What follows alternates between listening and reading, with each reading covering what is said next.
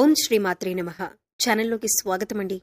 ఈ వీడియోలో మనం మీనరాశి వారి గురించి తెలుసుకోబోతున్నాం. జూలై 17వ తేదీన ఈ రాశి వారి జీవితంలోకి రాబోతున్న ఆ ఇద్దరు వ్యక్తులెవరు? ఇద్దరి రాక వల్ల మీ జీవితం ఎటువంటి మలుపు తీసుకుంటుంది? ఈ రాశి వారికి జూలై 17వ తేదీన అసలేం జరగబోతుంది?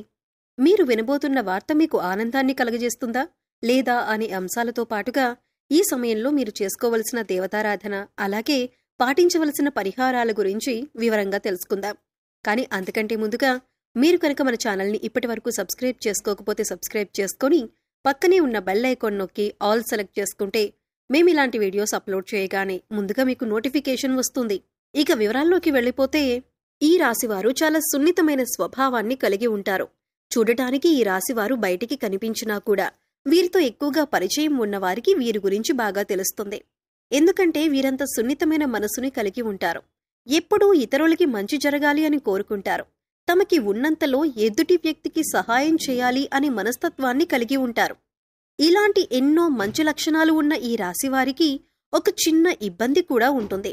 అదేంటంటే, ఎంత డబ్బులు సంపాదించినా కూడా వీరి చేతిలో ధనం అనేది నిలవదు.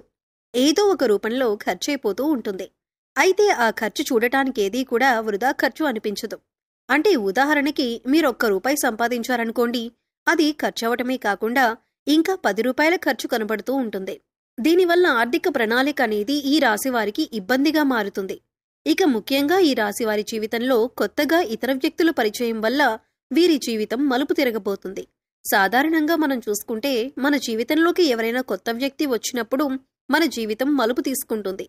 అయితే కొన్ని పరిచయాలు మంచికి దారితీస్తే మరికొన్ని పరిచయాలు చెడుకు దారితీస్తాయి. ఇప్పటిదాకా ఎన్నో రకాలుగా కష్టాలు పడిన ఈ రాశివారికి ఇకపై మంచి సమయం వచ్చిందనే చెప్పాలి. అయితే ఇక్కడ ముఖ్యంగా మీరు గమనించవలసిందేంటంటే, మీకు సంబంధం లేని విషయాల్లో మాత్రం మీరు తలదూర్చకూడదు. ఎందుకంటే మీకు సంబంధం లేని విషయాల్లో కలుగజేసుకొని ఏదైనా ఒక చిన్న మాట అన్నా కూడా అది మీకు తెలియకుండా మీకు చెడు చేసే విధంగా మారుతుంది.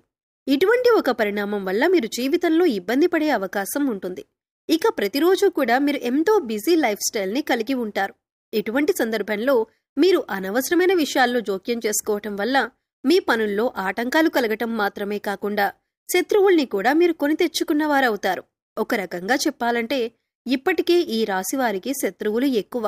మీరు చేసే పనిని ఏ విధంగా చెడగొడదామా అని ఎదురు చూస్తున్నవారు ఉన్నారు. అంతేకాకుండా మీరు జీవితంలో ఎదుగుతుంటే ఓర్వలేని వారు కూడా ఉన్నారు. పైకి మంచిగానే మాట్లాడుతూ మీతో స్నేహంగా మీ పతనాన్ని కోరుకుంటున్నారు.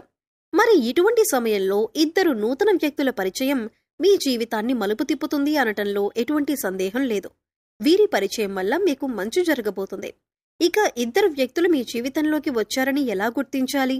వారి పేర్లు ఏ అక్షరంతో మొదలవుతాయి అనే అంశాలను ఇప్పుడు వివరంగా తెలుసుకుందాం. మీ జీవితంలోకి రాబోతున్న మొదటి వ్యక్తి యొక్క పేరులోని మొదటి అక్షరం ఏ అనే అక్షరంతో మొదలవుతుంది. అలాగే మరొక వ్యక్తి యొక్క పేరు చూసుకున్నట్లయితే ఎస్ అనే అక్షరంతో పేరు మొదలయ్యే వ్యక్తి కూడా మీకు నూతనంగా పరిచయం అయ్యే అవకాశం ఉంది. అయితే ఇప్పటికే ఈ అక్షరాలతో పేర్లు మొదలయ్యే వాళ్ళు మీ జీవితంలో ఉంటే కనుక వాళ్లే అని మీరు అనుకోవద్దు. ఇప్పుడు కొత్తగా ఈ వ్యక్తిని పరిచయం అవటం వల్ల మీరు చేస్తున్న వృత్తి, ఉద్యోగ, వ్యాపారాలలో అనూహ్యమైన మార్పులు చోటు చేసుకుంటాయి. ఇక మీరు విద్యార్థులైతే కనుక వీరి పరిచయం వల్ల ఎన్నో నూతన అవకాశాలను మీరు పొందుతారు. మీ విద్యకు సంబంధించి జీవితంలో ఎన్నో నూతన ప్రయత్నాలను చేసి వాటిలో విజయం పొందుతారు. ఇక విదేశాలకు వెళ్లాలి అనుకునేవారు ఈ నూతన అభ్యర్థుల పరిచయం వల్ల మీకు వారి నుంచి కావలసినంత సహాయం లభిస్తుంది. మాట సహాయం కానీ, ఆర్థిక సహాయం కానీ, దీనివల్ల మీరు జీవితంలో ఉన్నత స్థానానికి ఎదగటానికి సహాయపడుతుంది. ఇక మీరు చేస్తున్నటువంటి ఎటువంటి వృత్తి, ఉద్యోగ, వ్యాపారాలైనా కూడా ఈ వ్యక్తుల రాక వల్ల విస్తరింపబడతాయి. ఉద్యోగంలో మీకు వారు ఎంతో సహాయం చేస్తారు. ఇక వ్యాపారపరంగా చూసుకున్నట్లయితే వీరి కారణంగా మీకు ఆర్థిక లాభాలు పొందే అవకాశం కూడా ఉంటుంది. అలాగే ఈ సమయంలో మీరు అందరినీ నమ్మకూడదు. ముందుగా ఎదుటి వ్యక్తులు మీ మంచికి చెబుతున్నారా లేదా వారు మీ చెడు కోరుకుంటున్నారా అనే అంశాన్ని మీరు గమనించాలి. లేదంటే అది మీ జీవితం పైన ప్రభావం చూపించే అవకాశం ఉంటుంది. ఎందుకంటే మీ పక్కనే ఉంటూ మీతో స్నేహపూర్వకంగా మాట్లాడుతూ మీ చెడు కోరుకునేవారు కూడా ఉంటారు. అందుచేత ఈ విషయంలో మీరు చాలా జాగ్రత్తగా ఉండాలి. ఎందుకంటే గతంలో మీకు వారు ఎంత చెడు చేసినా, అలాగే వారు చెడు చేశారు అని తెలిసినా కూడా మీరు మళ్లీ వాళ్లతో మాట్లాడేటప్పుడు వాళ్లు మీకు చేసిన అన్యాయం గుర్తుకురాదు. అది మీ అతి మంచితనమని చెప్పుకోవచ్చు. అందరినీ తొందరగా నమ్మేస్తారు.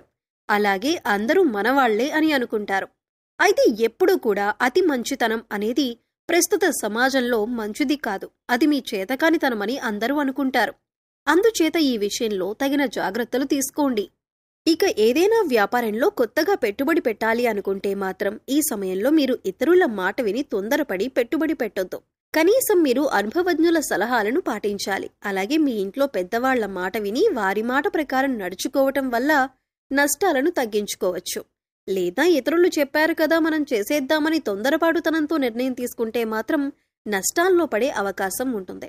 ఇక కుటుంబ సభ్యుల మధ్యలో ఏదైనా చిన్న చిన్న మాట పట్టింపులు ఉన్నా, అభిప్రాయ భేదాలు ఉన్నా కూడా మూడో వ్యక్తిని మీ మధ్య రానివ్వకండి. ఎందుకంటే ఇది పెద్ద గొడవలకు దారితీసే అవకాశం ఉంటుంది. ఏదైనా సమస్య ఉంటే మీరు డైరెక్ట్గా కూర్చొని సమస్యను మాట్లాడుకుని పరిష్కరించుకోవచ్చు. ఇలా చేయటం వల్ల మీకు మానసికంగా కూడా ప్రశాంతంగా ఉంటుంది. సమస్యలు అక్కడికక్కడే పరిష్కారమవుతాయి. ఇక ఈ సమయంలో అవివాహితులకు మంచి సంబంధం కలిసి వస్తుంది. మీరు కోరుకున్న జీవిత భాగస్వామి లభిస్తుంది. అలాగే ఆరోగ్యపరంగా చూసుకున్నట్లయితే ఈ సమయంలో మీరు దగ్గు, జలుబు, ఆయాసంతో కొద్దిగా ఇబ్బంది పడే అవకాశం ఉంటుంది. కాబట్టి ఇటువంటి సమస్యల నుంచి బయటపడటానికి మీరు ప్రతిరోజు ప్రాణాయామం చేయటం అలవాటు చేసుకోండి.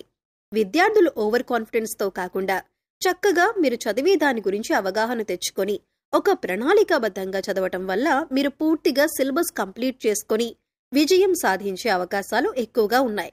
అయితే ఇక్కడ మీరు గమనించవలసిన విషయం ఏంటంటే, చదవకుండా టైం బాగుంది కదా నేను పాస్ అయిపోతాను అనుకుంటే మాత్రం అవ్వదు. ఖచ్చితంగా మీరు ప్రయత్నపూర్వకంగా సిలబస్ని కంప్లీట్ చేసి ఇన్ టైంలో రివిజన్ చేసినట్లయితే మీరు అనుకున్న ఫలితాలను సాధిస్తారు. ఇక ఈ సమయంలో మీరు ఉన్నతమైన ఫలితాలను పొందటానికి మీరు చేసుకోవలసిన దేవతారాధన, అలాగే పాటించవలసిన పరిహారం గురించి చూసుకున్నట్లయితే ఈ సమయంలో మీరు ప్రతిరోజు కూడా లక్ష్మీ అష్టోత్తరం కానీ, లలితా స్తోత్రం కానీ చదవటానికి ప్రయత్నించండి. లేదా విన్నా కూడా మంచి ఫలితాలు లభిస్తాయి. ప్రతిరోజు దీపారాధన చేయండి.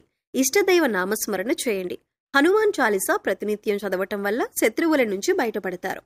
అలాగే మీరు పాటించవలసిన పరిహారాలు చూసుకున్నట్లయితే ప్రతిరోజు నవగ్రహ స్తోత్రాలను చదువుకోండి. వీలైతే గుడికి వెళ్లి నవగ్రహాలకు ప్రదక్షిణలు చేయండి. సోమవారం నాడు శివుడికి అభిషేకం చేయించుకోండి. అలాగే ఆడవారు తులసి కోట వద్ద దీపారాధన చేసి 3 ప్రదక్షిణలు చేయండి. అలాగే మీ ఇంట్లో ఏదో ఒక పూల మొక్కలు పెంచటానికి ప్రయత్నించండి. ఇలా చేయటం వల్ల మీ మనసుకు ప్రశాంతత కలుగుతుంది.